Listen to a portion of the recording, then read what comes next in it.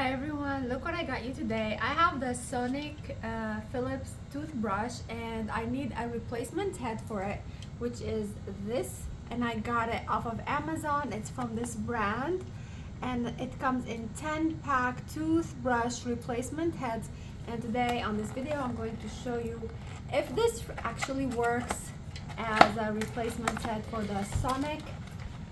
These are the heads here.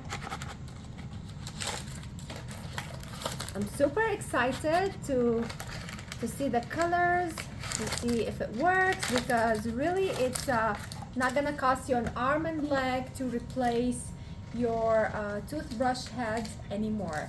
So let's open it. It comes in very nicely wrapping like this, packaging and airtight packaging. So let's open it like that. This is the original Phillips Sonicare toothbrush head.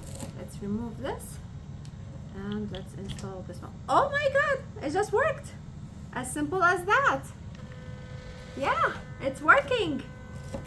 I highly recommend this Phillips toothbrush heads, and it actually looks really nice. Has blue from the back. The bristles are really nice. It's just perfect. Cheers.